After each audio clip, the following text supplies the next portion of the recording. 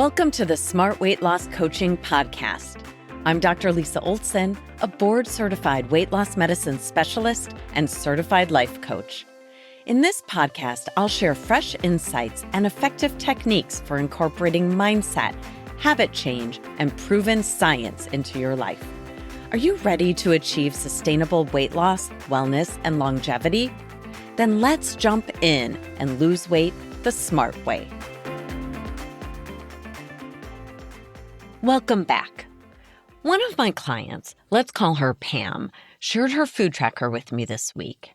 She's been eating a type of granola called Purely Elizabeth Ancient Grain Granola Clusters. This is a classic example of a food that looks super healthy on the front of the package, but that has a nefarious backstory. Like so many packaged foods these days, these granola clusters will hijack the pleasure center of the brain with their addictive trio of sugar, salt, and fat.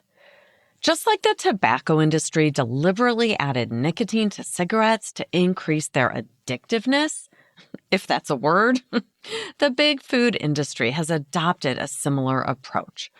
One of the most successful ways they get us hooked on their packaged foods is to serve up the sugar, salt, fat trio, which is exactly what's happening in the Purely Elizabeth granola clusters. The front of the label says it's non-GMO, gluten-free, vegan, and organic. It all sounds pretty good. But when you look at the ingredient list, you'll find that nearly impossible to resist sugar, fat, salt trio, which I want you to look for and recognize for its addictive qualities. If you've listened to this podcast for a while, you know that I don't consider any food or drink to be forbidden, but I do think this is the kind of food that might be best managed with some binding. Back in episode 93, we talked about a technique called self-binding, which can be used for self-regulation around certain foods. Self-binding reduces the need to tap into willpower for weight loss, something that's not especially helpful since none of us have an unlimited supply of willpower. I know I certainly don't. The more systems we can put in place to help us succeed without using willpower, the more successful we'll be at making choices that help us live longer, healthier, improving our health span, and hopefully our weight too. An example of physical self-binding is that I don't buy candy, particularly chocolate, because if I have it in my house, I'll eat it. That's not to say that I never eat chocolate. I definitely do eat chocolate, but I don't eat it often thanks to physical self-binding. Pam might use physical self-binding for foods with that dangerously pleasurable sugar-salt-fat combo. Perhaps she'll simply decide not to buy foods with all three in one package, since we know that that combination can overwhelm our best intentions. Or maybe she'll use chronological binding by saying that this is a treat cereal that she's only going to buy for breakfast during her birthday week. Or maybe she has a sprinkle of it on her yogurt, but only on Saturdays. In my opinion, we don't need to make any food or drink forbidden, but if we're interested in weight loss and improving our metabolic health, it clearly can't be a free-for-all where we eat whatever we want, whenever we want, in whatever amount we want, right? Physical self-binding is a terrific strategy to help us self-regulate without relying on our willpower. If you don't drive past Starbucks on the way to work, you're not going to buy a Starbucks pastry. That's often easier than having to drive past it and negotiate with yourself about whether or not you're going to go in. Driving a different route to work is another example of physical self-binding. You can also use chronological self-binding, which means creating guidelines around time or day or season. For example, only having alcohol on a weekend, or only having dessert at a party or on a special occasion, or only having ice cream in the summertime and only at the local ice cream shop, not at home. Today we'll talk about categorical self-binding, which is when we make a decision to avoid certain categories of food. Unlike relying on willpower, binding creates systems that make healthier choices easier and more automatic over time. It can help reduce cravings and improve long-term habits, especially when we do it with flexibility and self-compassion. But before we do a deeper dive into categorical binding, let's hear a quick word from our sponsor. Haha, just kidding. It's still me, Dr. Lisa Olson, founder of Smart Weight Loss Coaching. If you're as focused on your health as you are on the scale, you're my person. In my online program, we'll help you establish healthy habits for weight loss, better health, and longevity. For those of you who have looked at our website before, you'll be excited to see that you no longer have to commit to a 3-month program to join us. If you'd like to learn more about our affordable monthly membership, head over to smartweightlosscoaching.com. We're back and talking about categorical binding. We all know people who are categorical binders. Think about vegetarians or vegans who eschew the category of animal products, or people who follow a strict ketogenic diet and avoid the entire category of carbohydrates. I know many people who choose to abstain from sugar and white flour or alcohol or ultra-processed foods or fast foods. When we decide to adopt categorical binding, we're opting for black and white thinking around certain foods. They're in or they're out. What's your thought about this? I strive to be flexible with myself and with the women in my program. I don't like the idea of making anything forbidden. But here's what I do know. We're all different. Sometimes I also find life easier when I have specific categories of foods or drinks that I don't consume. For example, I don't drink sweetened beverages. That categorical self-binding has existed for so long that I don't even have to think about it. I'm not tempted by lemonade or sweetened tea, sugar in my coffee, or Olipop orange cream soda. Just like there's not one best diet for all of us, the idea of making an entire category of food forbidden may or may not be what's best for you. It might be interesting to simply explore this approach to see what you think of it. I used to think about ultra-processed foods as something I personally needed to eliminate through categorical binding, and so I did to a large extent. Now that I don't really eat Nova-4 or ultra-processed foods, after practicing categorical binding of them for so long, I don't find them challenging to decline. If you offered me some Doritos or Skittles or Entenmann's coffee cake, which is highly processed, it would be pretty effortless to take a pass. But it wasn't always that easy. It became easier with practice, with time, and with the taste bud rehab that happens naturally when we stop altering our taste perception with hyperpalatable, highly engineered, and nearly irresistible foods. Some of these non-nutritive food-like products are as harmful and as addictive as cigarettes if you're consuming them on a daily basis. Just like many former smokers can't stand the smell of cigarettes, many former ultra-processed food lovers no longer enjoy or crave these foods. I hear it from the women in my program all the time. This is possible for you too. Sometimes I think about categorical binding of ultra-processed foods as being similar to categorical binding of heroin for someone who has struggled with opioid addiction. You may not see the similarities between Oreos and heroin, but both have the potential to impact the same areas of our brain and to drive us to consume something even when we know it's harming us. Daily repeated use can make it feel impossible to quit, even in the face of abnormal lab results, knee pain, a diagnosis of high cholesterol, liver inflammation, or pre-diabetes.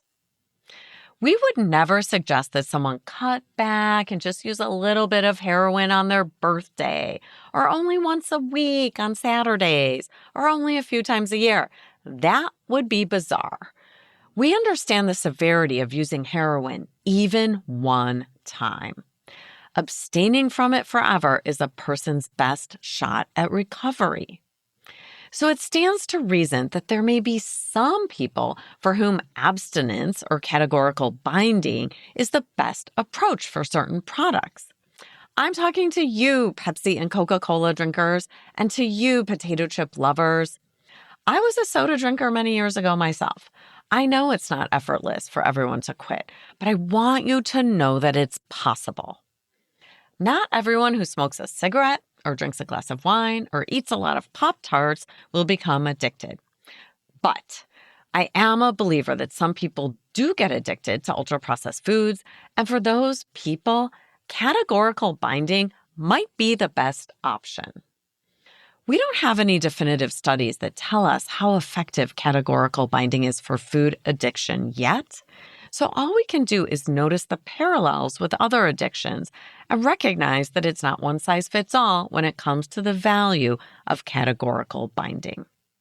Of course, you don't have to have a food addiction to want to avoid the entire category of Nova 4 or ultra-processed foods. We now know that these foods increase our risk of developing dementia, type 2 diabetes, heart disease, stroke, liver disease, and certain types of cancer, including breast, ovarian, and colorectal cancers. Once you know that ultra-processed foods increase your risk for cancer, you can't unknow that. Suddenly, Kellogg's Cracklin' Oat brand cereal, with its soy lecithin, corn syrup, malt flavor, and artificial flavors, doesn't sound all that great, does it? If you're curious about trying some categorical binding, I'll tell you the foods that are causing the most harm for us, in my opinion. I would consider categorical binding of either ultra-processed foods or sweets. Our excessive sugar intake is harming us, no question. But despite that, you're never going to get me to say that we shouldn't have a slice of cake at a birthday party or a cookie once in a while when you bake with your kids. I'd much rather see people continue to moderate and reduce their sugar intake, but allow occasional homemade sweet treats, not too much and not too often. Ultra-processed foods, that's my favorite category for binding. You can start smaller if you'd like. Maybe you'd like to bind sweetened beverages or maybe fast food. You don't have to start with the entire category of ultra-processed Nova 4 foods, but you could. Let's say you decide to categorically bind fast foods from your diet. But a week or two into your new routine, you have a super busy day at work and haven't made a plan for dinner, and you don't have much food at home, and honestly, you're just too exhausted to cook. I've been there. I bet you have too. Maybe this is a typical time that you'd hit the drive-thru on your way home. What are you going to do at a moment like this? You have to coach yourself, and I'm going to give you 3 approaches you can try out in this situation. First and foremost, I suggest you offer yourself a thought like this one. There are plenty of people who find themselves busy, tired, and without a plan for dinner, who never drive through to grab fast food.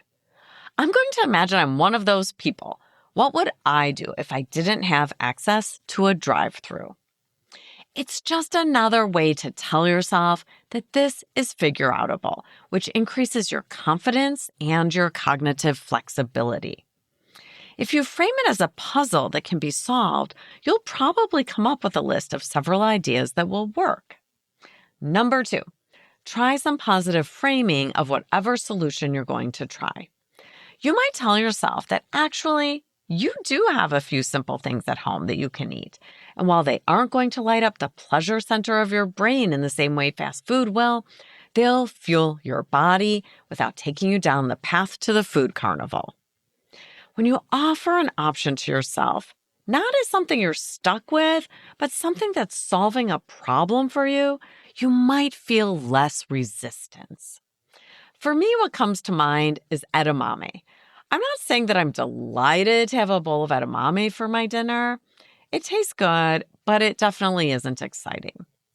But if I talk to myself about it in a positive way, it certainly helps. Something like this. Actually, I have a bag of edamame in the freezer.